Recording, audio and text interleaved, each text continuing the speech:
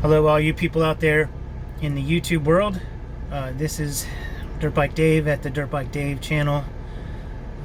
Mostly talking about right now, currently, my GPX two-stroke Enduro 300cc. Today I'm at North Carolina Motorsports Park, one of my favorite places to go, and I'm going to be trying out some suspension settings that my suspension front forks were revalved, and while I did take them to a track already once, it didn't have the kind of jumps that this place has. This is where I test suspension to see if it's good enough for riding motocross, because this is a motocross track, and it has some pretty good sized jumps. So that's what I'm going to be doing today. Just to give you an update on the bike itself, I'm going into 30 hours today, and whatever I put on it will be, today. We'll add another probably 40 minutes maybe to an hour, depends on the weather today. The other thing I wanted to talk to you about is just what I've experienced so far. So buying it from GPX, Joe Henner set it up for me to be a motocross bike specifically. He kept the lights, and the way that it comes stock is it's more of an enduro off-road bike. So he kept a lot of the stuff because of how I was going to be using it in the first place. So it comes with a bigger tank than what you see on my bike in the pictures. I've got like a 125 type tank on there. I don't know what it came from. Joe had to source it for me, but it's a smaller tank because I didn't want the bulge. There's a little bit of a bulge in front of the engine on the left-hand side, on the shifter side, with the stock tank. I mean, it's great for enduro if that's how you ride. You're going to be on the pegs anyways. But for me, I didn't like the look of it, and I just wanted a smaller tank in general. Just for, maybe even to save a little bit of weight. It's not a lot, but it would save a little bit of weight. So we did that. I got a smaller tank. Mine is a 23, but the very first version of it in 2023. So it came with a Mikuni style carb. SZC makes them, but it came with a Mikuni style one. So initially he sent it to me with an XTNG, an XTNG, however you say it. I didn't particularly like that carb. It didn't really, it was very hard to tune it for me. I didn't like it. I reached out to XTing themselves to try to get some support, and I didn't like their option for how to fix it. They wanted me to drill into the carb body to get some venting into it to release their little plunger float things. And I'm not describing this well, to be honest with you. I didn't quite understand it, so I just didn't want to deal with it. So I switched to a Nibby carburetor, Kian copy type carburetor, and I haven't looked back since. I've had no problems with it. I jetted it. I'm running like a 42 Pilot and a 170 main. I'm at sea level here, and it may even be a little bit rich. I want it to be that way though, because I'd rather be rich than be lean. I don't want to have any lean issue problems. So I have done some plug checks. They are a little black, a little not sooty, but wet.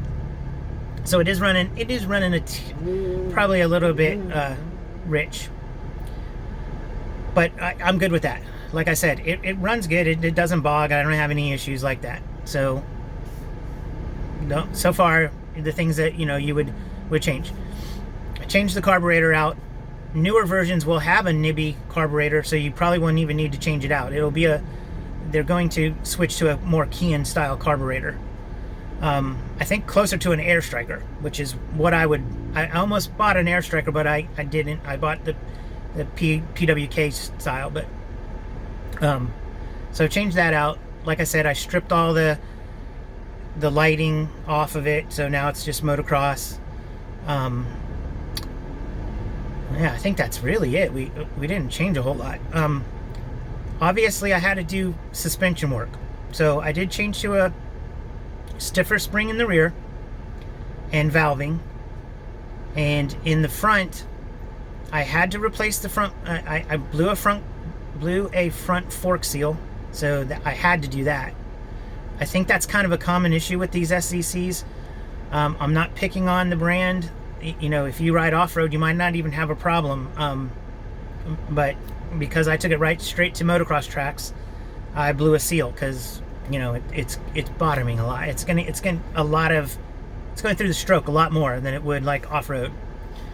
So, and then I tried to get it, you know, upgraded and revalved, and in a video prior to this one, I went into it much deeper, but they're basically White Power Explorer forks, and Explorer forks are definitely not for motocross. So I have stiffer springs and I have stiffer valving in here now, and like I said, I'm going to try them today. But that was done by Steve at Fast Lap Suspension in Alabama, Pelham, Alabama. I'll put a link into the description if you're in that area and you want to maybe just have a revalve. If you just want to do a revalve, and he may be able to get you the springs and oil changes, stuff like that. But other than that, I would say send it to Joe Henner at GPX, because he has a much better working relationship with these style forks, all these China brand bikes, KOs, Orions, GPXs, Coveys. I mean, he is the suspension expert. And I would have sent it to him, to be honest. This was just something that he wasn't offering. This gentleman, Steve, was trying to make work on my bike, and it didn't end up being able to work because it is that much different than genuine White Power stuff. So, other than that, I can't think of anything else that has failed. I did change the Bendix bushings to make the starting a little bit easier. Once I did that, it seemed to tighten up the Bendix that goes to start your engine, and I really haven't had any problems with that, other than it's a lithium battery and you got to be careful to keep it on a tender. I've let it go a couple times not on my tender, and if you get below 4%, it won't charge on a tender. So I don't know if you guys know that about lithium ion batteries, but you always have the kickstart backup. So I've just kind of gotten used to using the kickstart, to be honest with you, recently. Yeah, so right now that's where we are. No major problems. I've heard other people's problems, but they've mostly failed. The things that I've heard, I don't want to repeat right now because I believe they're maintenance items. People don't do their maintenance the way that they should, and they don't look after their bike. So every ride, you know, after you clean your bike, I recommend going through your bike. You know, go through the whole thing, check it out, check it over, so you might see something develop that you can prevent, that would keep you, get you stuck on a ride. Yeah, so that's it. So today I'm going to be riding on the motocross track more. Probably get 2 sessions at least on film. I usually do a couple sessions where I don't film them. So, coming back from injury, I'm a little bit tentative. So guys, don't give me you already give me a hard time as it is for being slow, but I'm 58 years old. I don't jump everything. And then now today I've got a little bit of hesitation because I got hurt. I broke my scapula and busted up ribs and all kinds of stuff. So anyways, thank you for watching the channel. Tell others about it if you will. Please, if this is your first time, consider subscribing. I just do dirt bike videos. I talk about dirt bike stuff. It's a dirt bike channel. So I love everybody who does comment. Please comment. I answer back as much as I can. I try to get as much help from Joe at GPX, and also Robbo Robinson over at Eurotech in Europe helps me out some too with answering questions and stuff. So we can probably get, if you have any questions about this bike, you can probably get it answered. And I still have a discount code. If you want to buy one of these bikes, I will put the link in the description of the video. where to send you to so that you can find the bike and order it if you want to order one for yourself. If you use code DBD, Dirtbike Dave DBD 102 with no spaces and capital DBD, it helps the channel. They give me a little piece of that, a little kickback. It helps this channel, helps me. Sometimes if the bike is not on sale itself, they'll give you a little discount for mentioning me. I can't always guarantee it. My time frame for that has run out. I had a 6-month deal with them that they would cut you a break on the bike, but now they've had some sales and my 6-month time period is over. But they'll still help me a little bit, and if you're kind and you want to do that, I appreciate it. But thank you all, and I will catch you at the end of the video. Well, boys, as you can see here, the bike is dirty.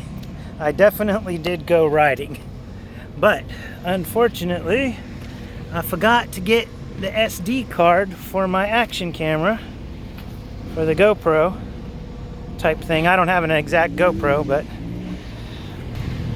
as you can see, I did go riding. I'm not lying to you. So I'm gonna report about how that went so far today.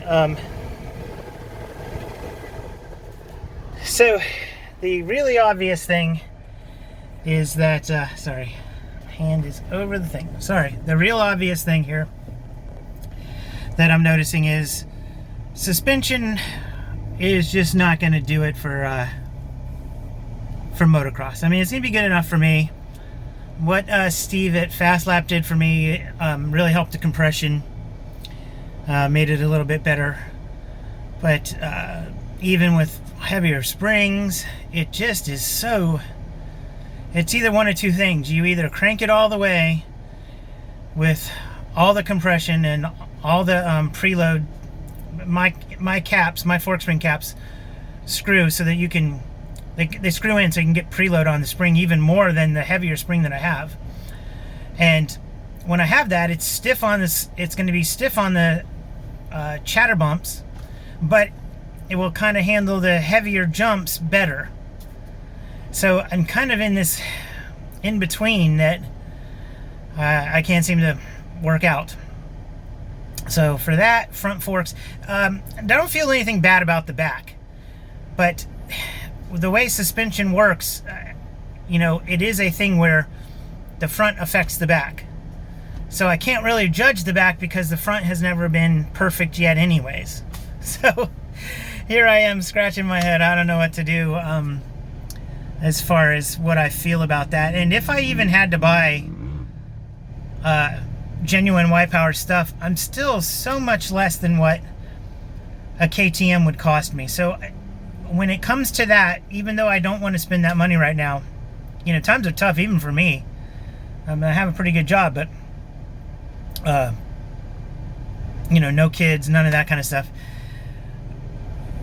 But times are tough, man. I don't like to get all political, but I'm going to ask you guys, think about your vote. I don't care if you vote Dem or Republican, but think about what you're doing. Don't just buy into the media bullcrap on both sides. You know, make your own decision. Do some research. Anyways, unfortunately, this video I am going to put out on YouTube, and unfortunately won't have riding video with it. Maybe I'll stick some old riding footage in here or something for you guys, just so you know what this GPX is capable of on a dry day. Today was very wet and muddy. On a dry day, it's not that bad, to be honest. But like the suspension that I was saying before, I'm a heavy guy too. If you were 160 pounds, I think you might be okay if you stiffened up your valving and changed your springs out. But that's it. The GPX is doing great. I don't have quite a year yet. Maybe I've got 9 months or something like that. I think I got it going in September. No, maybe I got it in October, actually going and riding. And I had 3 months off, unfortunately, from an injury. But all right, so anyways, guys, thank you all very much, and I will catch you on the next one. I promise I'll get my SD card and get some riding footage.